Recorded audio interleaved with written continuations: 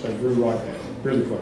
In fact, we were in there 10 days and we shouldn't have been. We should have been out there 5 days because I hate to eat the regrowth, as Morris said. So alfalfa hasn't been developed as a grazing plant, but it does have a taproot. It's high in protein. Cattle will eat it. They do fine on it, and it grows in the blues and grows well. So we could feasibly, under proper management, get as much off our dryland alfalfa as we do off our irrigated pastures, as far as grazing days. Gee. So you say you cut this alfalfa in the mornings? Is there a reason for that? No. I think I did it. It's only 15 acres, so it was a 2 hour. I mean, that was in the afternoon. Probably cut it at noon. They say to cut in the afternoon because the sugar contents are higher. When we do our calendar in the morning, we just say, you go slide, you do this, you do that, and it's just the way it is. Well, I wonder if there's something with that. No, I don't think so. You haven't observed any of that? The way I was taught is it only has to wilt 1 hour before the bloat goes out of the plant. Now you've got to remember, or I have to remember, there is 2 types of bloat. And when an animal dies from bloat, you really should do an necropsy and figure out which one it is. And I can't remember. You can tell one is, maybe there's a vet in the house, but there's 2 types of bloat, and it's important you understand which one it is. We don't know which one we got, but we don't get either now. So. I got a question. You said you were thinking about running sheep with cattle. Do you have any concerns with diseases on that? No, the question was concerns of disease with multi-species grazing. No, none that I know. I mean, I guess if the cows ate the sheep, you could get something with. Well, I've been reading a lot about that malignant catarrhal fever, and they say that sheep carry that in the cattle. Yeah, that's a new one. What did they do this year? Yeah, with the outbreak on the west side. I don't know much about that. I almost can't repeat the name, but I know what you're talking about. I don't know. Multi-species grazing is done a lot. There's actually parasite control you can do with. There's a lot of pluses to multi-species. If you watch, come back to the animal behaviours. You watch sheep eat and watch cows eat. You got to take 10 minutes out of your day and stand there and watch them, and you got to get them tamed. But you watch them eat, and you'll learn more in 10 minutes than reading all the books in the world. You'd be surprised what they eat.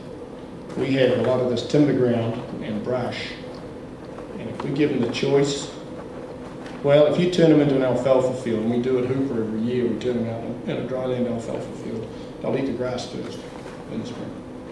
So alfalfa isn't necessarily their first choice, even though we think it is, because we pay so much for alfalfa hay. It's not necessarily the cattle. So watch the cattle, they'll eat the cheatgrass around the edges first.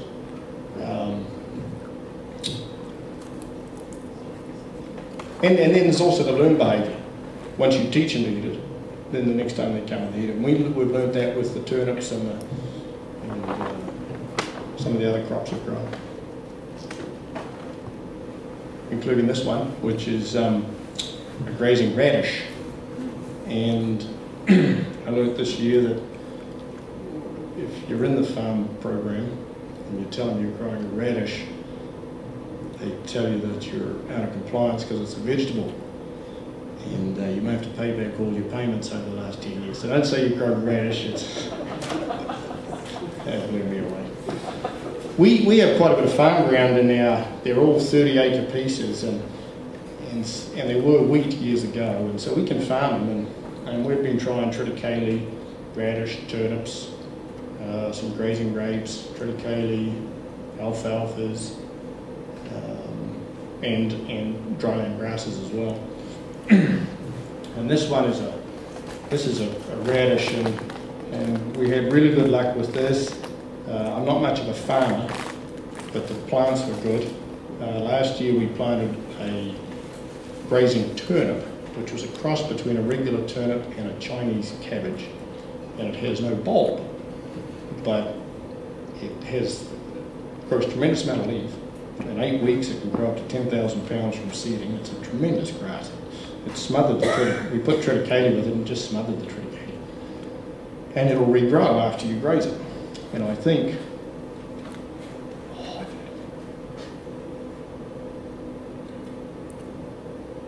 Keep your name there too. I didn't actually, I don't know why, but I didn't take any pictures of the forage before we grazed it. But we grazed it off last year, and if you remember the winter last year, we grazed it off. We came out of like the 10th of December or the 12th or whatever. But anyway, we came out on the Saturday and it started snowing, and we were moving them off this when it was snowing.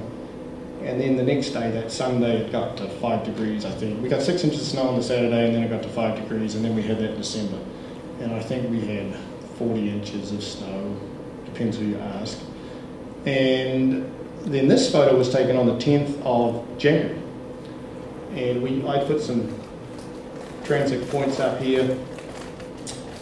And these turnips grew under the snow. You can see the new growth there. We just grazed it to mud, and we left, and then out of the snow came these turnips, and you can see the triticale blades there as well.